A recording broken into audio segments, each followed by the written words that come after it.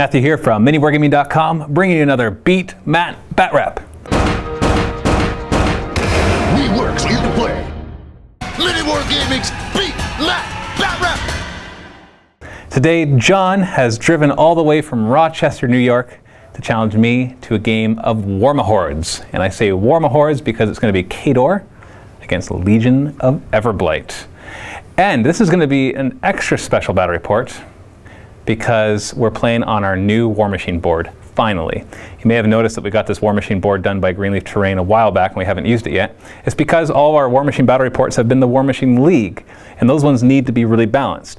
This board is the opposite of balanced, which you need to keep in mind as you watch this game. We have no idea if this is just going to be completely one-sided for one person or the other. I don't know. What do you think? Do you think it will be? I think we'll find out. I think we'll find out. It's going to come out in the end. Well, that's a real good hedge for basically saying I have no idea. That's very true. So let's take a look at the board, the scenario, as well as the armies. We're going to start by taking a look at my Khador army. 35 points, a tier 4 Vlad list. Pretty much you had to bring exactly what I brought with a few additions. This is Prime Vlad with Drago in his battle group, because you got to bring Drago when you bring Vlad. We've got two groups of Iron Fang Pikemen. This will make it the tier 2 list. One is a full group, one is a minimal group. And then we've got 3 Colden Lords. Those 2 unit attachments are going to be Colden Lords today. And we've got 2 Grey Lord Turnian squads. And the one Colden Lord has a Berserker. So tier 4 makes Berserkers cheaper, gives them gives Drago advanced deploy, and some other stuff we'll talk about later. Here on the Legion side, we've got Prime Lilith with a Shredder, and Carnivian, and the Rake. Now, if you want more details on these, watch the pregame show, of course, because we'll have all the details of these armies. We got the Black Frost Shard character unit. They're 3 unique guys, or girls, whatever, that have different spell abilities. We got a unit of Striders with their UA, which gives them Reform. And then we've got the Deathstalker Solo right here, and he gives the other ones Swift Hunter. The Striders are given Swift Hunter. And then last but not least, we have the Hex Hunters with Bile, and Bile gives them Hunter. Now, like I said before, we have the pregame show, which is about 5 to 10 minutes of us talking about our armies in more depth and tactics and everything, so go take a look at that. There will be a link below in the video description to watch it. Scenario and deployment, we're doing a modified destruction scenario because we're playing on the new Warmachine table. Now, the reason you haven't seen this before in all these Warmachine League games that we're doing is because it obviously is not balanced, and therefore do not expect it to be balanced. This terrain that you see right here is actually by WarGamerGirl, and she's currently running a Kickstarter on it, which you can also see in the video description. Now, I say currently, that's if you've watched this battle report shortly after it comes out. And those objectives are also from her Kickstarter. The rest of this was made by GreenLeafTerrain, and it is awesome, and it looks awesome. We tried to set it up in such a way that would work. We took out a lot of the crates and a lot of the extras just because you can't have as much stuff that is in there. It rolled off, and he got to choose who went first, and he decided that I would go first. And so I am deploying first. Only 7-inch deploy, of course. So our modified destruction scenario works like this. Normally destruction, you take those 4 objective-looking things and you put them in a 12x6 area right in the middle of the board. And basically, starting with the second player's second turn, you can actually try to destroy your opponent's objectives, and so the ones that are closest to your opponent, for 1 point each. Now, they're pretty much defense 5, 20 armor, constructs that are just kind of sitting there and looking mean. And if you damage one of them, you can't hurt the other one in the same turn. So you can't destroy both of them in the same turn. The other way that you can get control points is by controlling the zone in the middle. If you control it, you get 1 control point. And if you dominate it with your caster, you get 2. So the first person to get 5 points wins. And so instead of having that zone in the middle, we have the big objective in the middle, which will say if you control, you get 1, and if you dominate, you get 2 at the second player's second turn. And then we have spread out those 4 objectives so that we would use more of the board rather than just being tightly packed in the middle of the board. So it kind of creates a more cinematic feel. So if you're expecting this board to be totally balanced, please stop watching this video because you're going to leave comments that are going to be nonsense and it won't really matter. This is for fun, and he agreed to it. And I just wanted to, we didn't even know I actually created my army before I even know that we were going to play on this board. So nothing is tailored here. All I knew is he was bringing Legion. He didn't know what I was bringing. So nothing here is tailored at all, because I just don't know Legion very well enough to know what to bring. I just thought, I'm going to bring a tier 4 Vlad list, just for no other reason than I want to. So I have first turn. We start off by the Greylord Turnians casting their little shadowy thingy there that puts the cloud effect around these guys. Blizzard, I think is what it's called. I don't have the card in front of me, and I often forget these things. And then they're going to run up. They have speed 8 on the first turn because of the tier 4 list. They don't actually run their full 16 speed or 16 inches because that would just be dumb. And then Vlad is actually going to cast Boundless Charge on Drago and then just charge himself up so that he can get that little extra distance. Now, Boundless Charge, Drago can declare a charge, and rather than just moving 8 inches if he ran, he gets to move 9 inches with that charge, because 4 inches plus 3 for the charge plus 2 for Boundless Charge, which is kind of nice. So it gives him a little extra inch. I didn't really have anything to do with that focus anyway, so it doesn't really matter. These Greylord Turnians are going to drop the cloud effects on these Iron Fang, and then they're going to take advantage of their 8 speed and run up 16 inches. Now that means they're not going to be in shield wall, so they're a little vulnerable for a turn, so I'm hoping the AoE effect will help them. Now in his turn, he moves Carnivean up, and he casts his Animus, which is Spiny Growth, which gives him extra armor, plus 2 armor, plus if a Warjack hits him, the Warjack takes D3 damage. That's when he hits him, not if he damages him. Then he moves up with his caster, with his lock, with a Prime Lilith, and shoots with her bow, and hits, and actually manages to do a little bit of damage, but more importantly, when she hits a target, she's allowed to cast a spell and automatically hit that target. She still has to pay for the spell. So she's paying for, or she's casting the spine one, that it basically shoots spines out and hits the nearest D6 models up to 5 inches away for a POW 10 hit. So this is a big deal because my guys are not in shield wall, so they are only armor 4 or 14. As opposed to armor 18 they would have been if they were in shield wall. Thankfully, he only rolled 2 for how many he got hit there. We rolled too many there. And managed to kill 2 of them. Then he moves up his little shredder and casts Tenacity, which gives +1 armor and +1 defense to his Warlock. And then the Warlock remembered that they could fire again, and we don't play like crazy that you can't go back and no take backsies and all that kind of stuff. So it takes another shot and misses anyway, so it doesn't really matter. Then the Rake moves up. And then the group of Hex Hunters is just going to move up because they have a 6-inch spell, so they don't want to get that close. But they may have gotten a little too close anyways. And then the Striders move up, and they're going to combine shot against one of the Iron Fang who is in the AoE. They managed to hit him, only needing 7s, and anything but a double 1 will kill him because he is not in a shield wall. So I'm still not disappointed in that. Like, losing 3 guys, that sucks, but I need to get them up there, so hanging back is just not the way you really want to play this game. Takes another shot and misses. And then the Black Frost Shard character unit moves up, and the one of them gives them stealth. See that? See the special effects? Whoosh, stealth.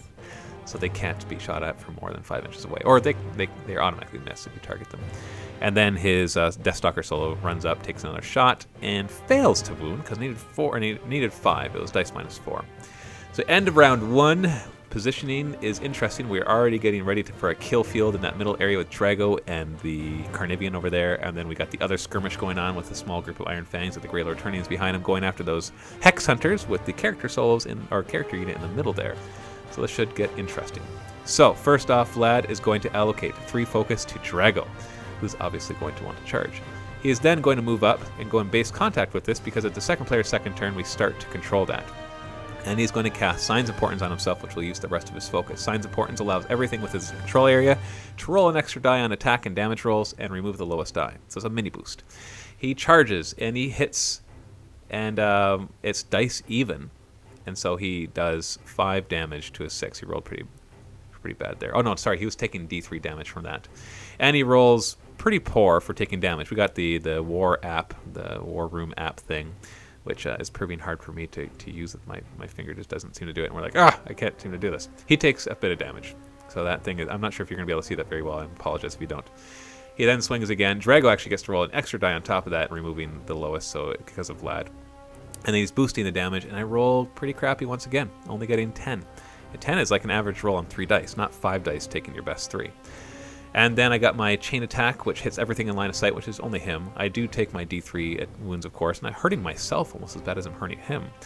And then I am going to boost the damage, and once again I roll very poorly. Do get a little better. I roll a 12 instead of the 10 from before, and I did some damage to him right there. Then I'm buying another attack, and I hit, but then I take D3 damage, and I take 2 to my 3, so you can see I've taken some damage just from trying to swing at him.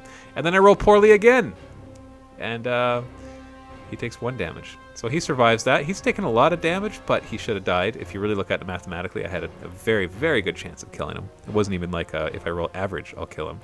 If I rolled average, I would have... I'm sorry. If I rolled average, I would have killed him. And even a little below average, but that was very below average when you look at the numbers. Iron Fang then declare charge, and they actually had the cloud effects put on them by the Greylord Turnians, but we didn't put them there yet because they're just getting in the way, and it's kind of annoying. So we get into range of, I think, 2 of them. The other one ran just to engage, and so we hit with the first one, and it's dice +1. So I think that was the officer who had 5 points. We had to roll to see if we killed him, and we did. And the second one we hit. The second one we missed, and the third one we missed as well. Because remember, we're taking the 2 best dice out of there. So rolled pretty poorly there. And then these Greylord Turnians are going to move up as well and drop some AoEs on these Iron Fang pikemen before they move into their positioning. So you can see that they're going to drop at 1, 2, and 3 right there. And then the Golden Lord, one of them that's not controlling the Berserker, is just going to run up and get into a more offensive position for next turn. And the other one's going to hide behind this objective so that he can continue controlling the Berserker. And then this one's just going to run up the middle to get into a better position. Then I made a decision to not charge with these guys and instead move them up slowly and put them on shield wall, because now I have the objective. I'm going to kind of put the ball in his court to try to do damage back to me. And he's got Drago to worry about. It shouldn't be too hard to kill him, but the question is how many of his resources will he have to expend in order to kill him.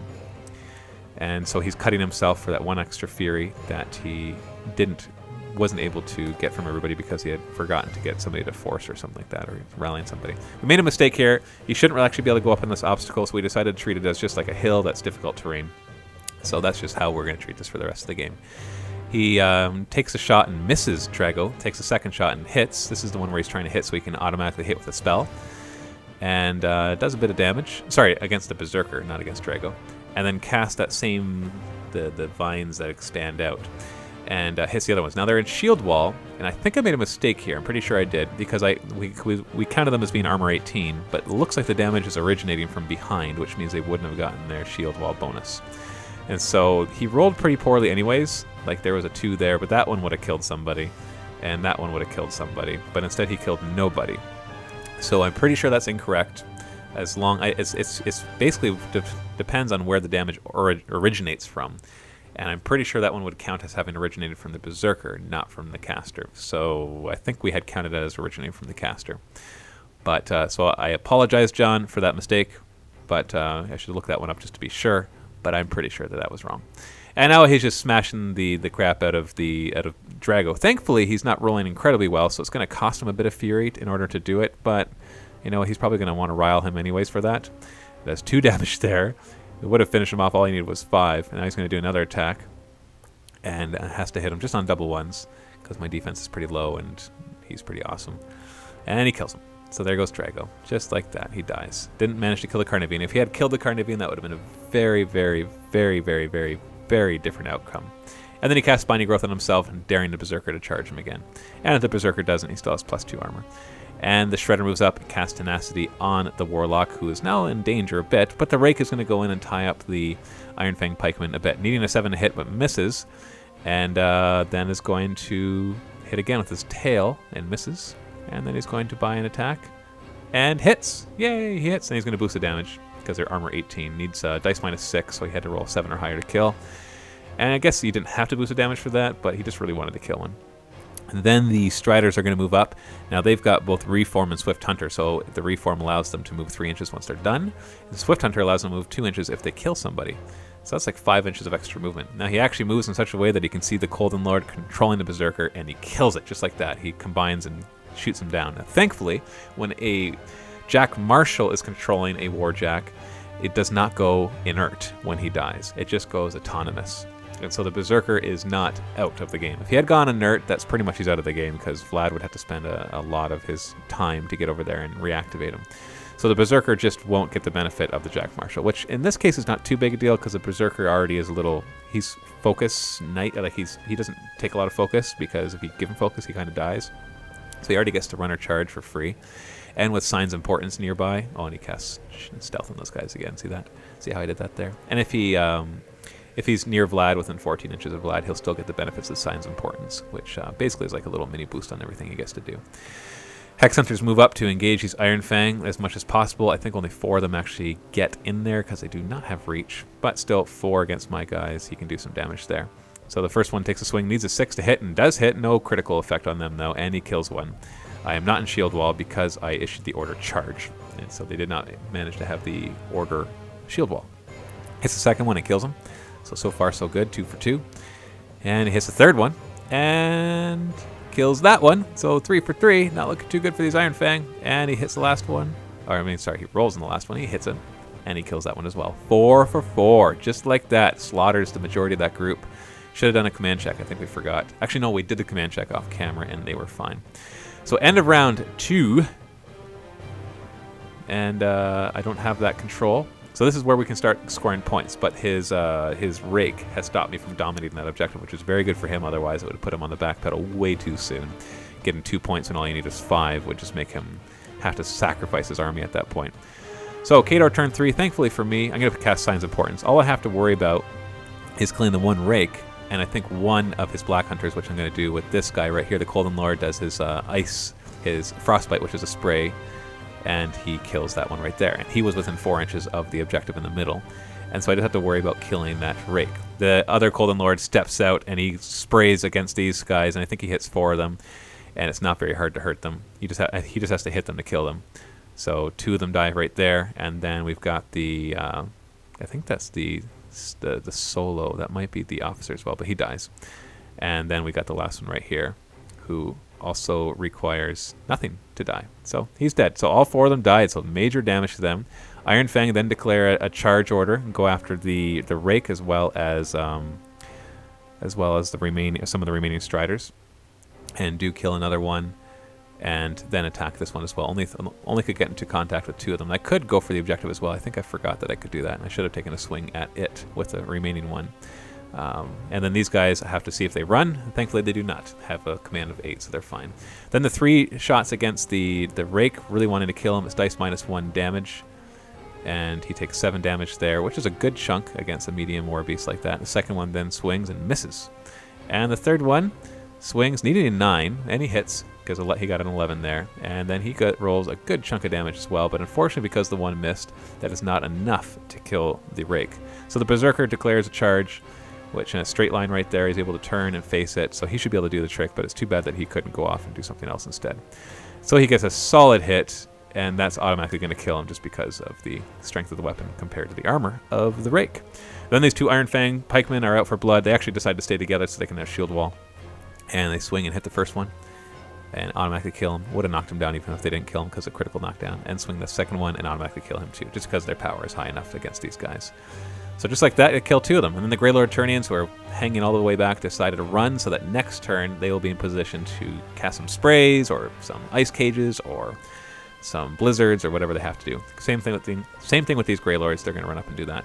So Vlad is controlling that objective, which means I'm dominating it, which gives me 2 points. So it's 2-0. So now he has to be on the offensive, because if he lets us get away, and I got a lot of guys sitting around there, then he's going to be in big trouble. So he surrounds my 2 Iron Fang pikemen, misses the first one. Only needs 6s, hits with the second one, but now he needs 9s because they're in shield wall. But if he had killed one of them, then the other one would drop dramatically. So he's been hitting them, but doesn't kill any of them. So all 4 of them swing. Big difference than last time where it was 4 out of 4. This time it was 0 out of 4. Then the Striders are going to step back and take some shots at the Golden Lord, who did a lot of damage to them. It's dice even. He did 9 damage and they killed him. So that's good, because if they didn't, he would have done a lot of damage.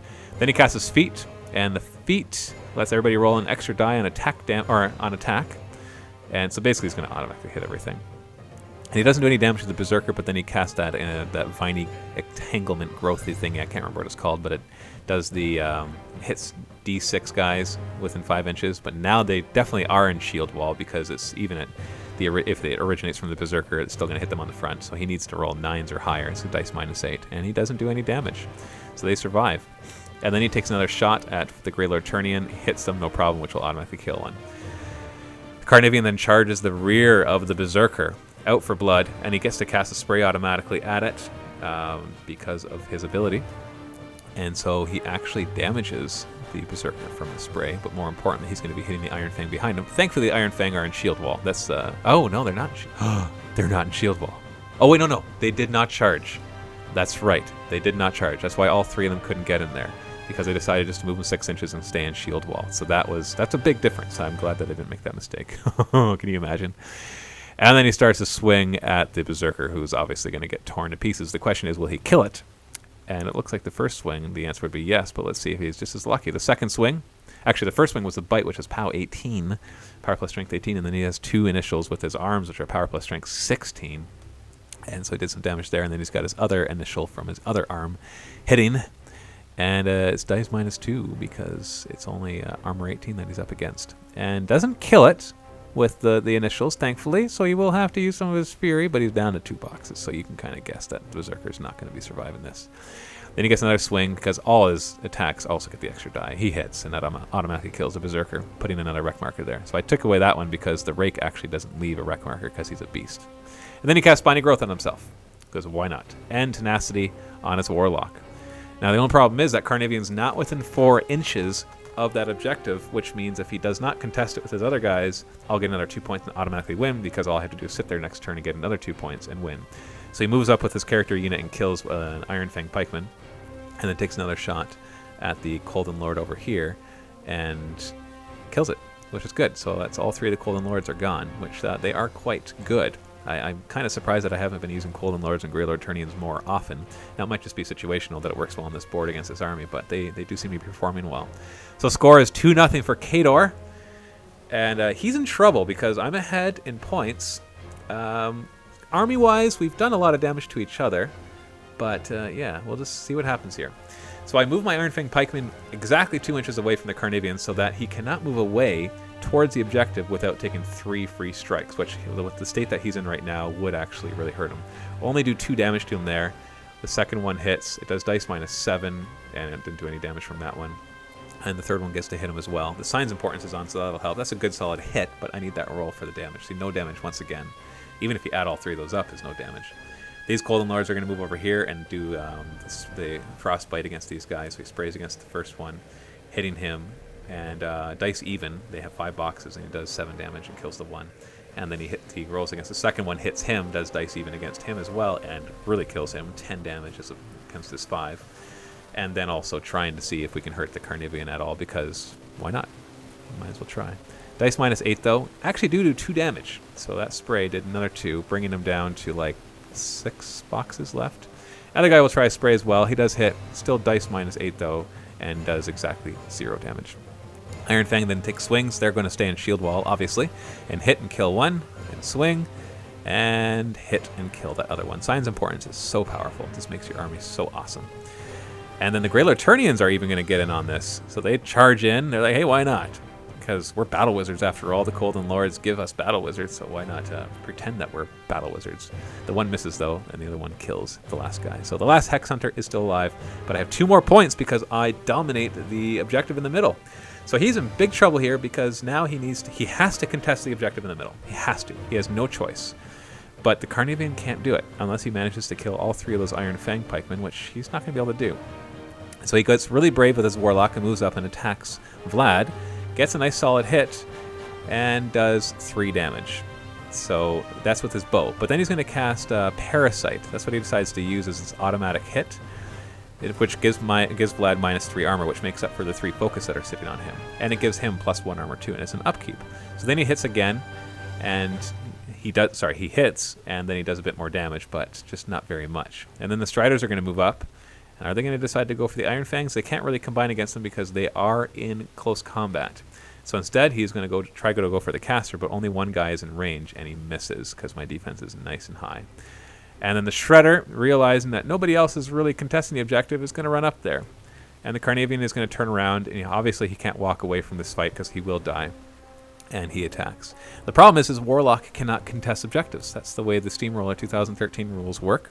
So only the Shredder is contesting that objective. Of course, the Carnivean is just going to stomp the bejeebies out of these guys. But without any special rule that lets him overrun or move a certain distance, he's basically in big trouble now because the score is 4-0, and all that is stopping me from getting more points is killing that Shredder. Hex Hunter goes after the Grey Lord Turnian and misses, unfortunately. So end of round 4. It's 4-0.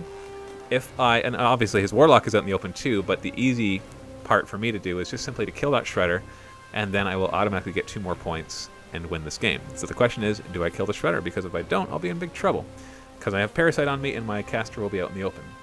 So I cast Blood of Kings. This is when Vlad gets serious. Gives him +3 to pretty much all of his attributes, including his speed.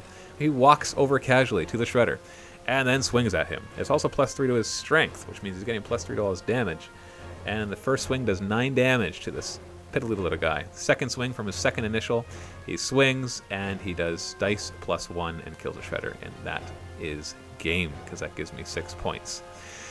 So I hope that you enjoyed that, and if you want to watch the post-game show where we talk about the board, we talk about the tactics, we talk about what we could do differently, then go ahead and join the Vault if you're not a Vault member. If you are a Vault member, then just go ahead and go watch the post-game show in the Vault. And if you're not a Vault member, of course, you can join the Vault for free for 7 days if you go to miniwargaming.com/vault trial. This is Matthew from MiniWarGaming. Stay tuned for more battle reports, and happy wargaming.